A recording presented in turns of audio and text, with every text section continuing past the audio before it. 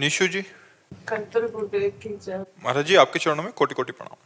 गुरुदेव भगवान, जब श्री जी के नाम बिना सब कुछ नश्वर है, ना तो पहले कुछ था ना बाद में रहेगा, तो फिर बच्चों के लिए कैसा मार्ग चयन करें? पढ़ाई कराएं या इनको भक्ति मार्ग पे लगा दें? नहीं, भक्त बनाते हुए भी संसार के कार्यों को कराना है, क्योंकि भगवान ने हमें रोल दिया है ना। तो जैसे हम किसी की पत्नी है, किसी की माँ है, ऐसे ये भी किसी के पति बने, किसी के बेटे बन करके जो अभी कर्तव्य कर रहे हैं वो हमारे राष्ट्र की सेवा में आवे। तो भक्त का मतलब केवल बाबा जी बन जाना नहीं है। भक्त का मतलब देखो, हमको क्या करना पड़ा। हम 20 वर्ष एकांत में रहे, लेकिन आके समाज सेवा करनी पड़े कि नहीं करनी। रात्रि से लगे, 1 बजे रात्रि से लगे, बराबर अनवरत लगे। तो ये भी कर्तव्य कर्म करें, मनुष्य जन्म व्यर्थ ना जाए। नाम जप करो, भक्तिवान बनो और गृहस्थ बन करके समाज की सेवा करो।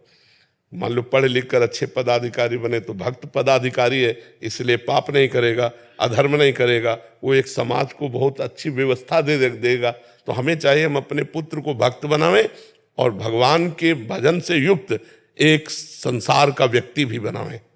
क्योंकि किसी का पति बने, किसी का भाई बने, कोई राष्ट्र की सेवा करे, जिससे आना उसका सार्थक हो जाए।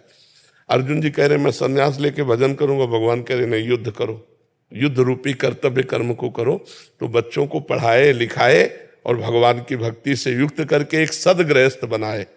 अब जिनमें वैराग्य है, जैसे अपने लोगों को था कि बाबा जी बनना है, तो फिर उपदेश किसी के नहीं माने जाते, फिर भाग पड़ा जाता है भगवान की तरफ। अब बचपन से भगवान ने प्रेरणा की, तो अब इनमें से किसी को संत बनना होगा तो तुम बनाने से थोड़ी होता है।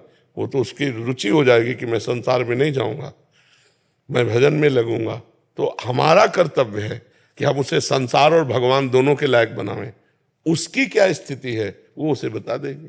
गुरुदेव, आज का जो माहौल है उससे डर लगता है कि जब पढ़ने के लिए बाहर भी जाते हैं तो अभी यहाँ रहते हुए भी बच्चों में आपस में इतना कंपटीशन है, छोटे छोटे बच्चों में। हाँ, ये तो मतलब बहुत विचारणीय विषय हो गया है कि बच्चों के संस्कार बचा पाना बहुत कठिन है। ऐसा माहौल बनता चला जा रहा है, पर आप माँ हैं, आप ऐसे संस्कार दे रहे हैं, तो इसलिए इनको इतना परिपक्व कर दो कि कुसंग का इनके ऊपर प्रभाव न पड़े। इनको पहले से दोस्त की तरह समझाओ। तुम्हें कोई गलत आचरण के तो हमको तुरंत बताना। इनको इतना परिपक्व कर दो कि ये गलत कुसंग को आप तक पेश कर पावे।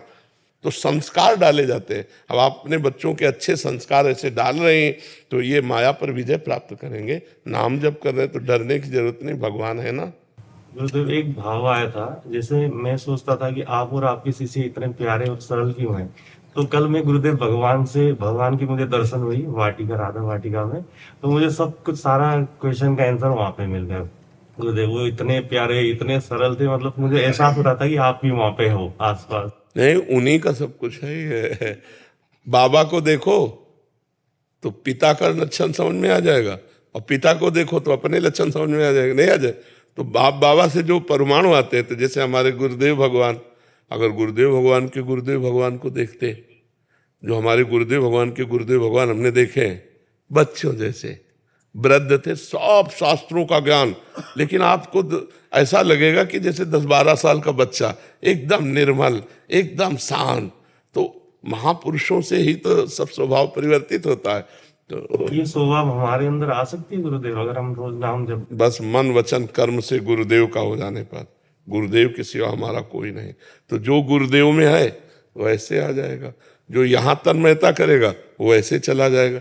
आ तो रहा परंपरागत, गुरुदेव के गुरुदेव, गुरुदेव के गुरुदेव, ऐसे आता जा रहा है ना, तो वैसे ही चला जाएगा, वैसे आप में आ जाएगा। पर हम तन्मयता धारण करें तब है।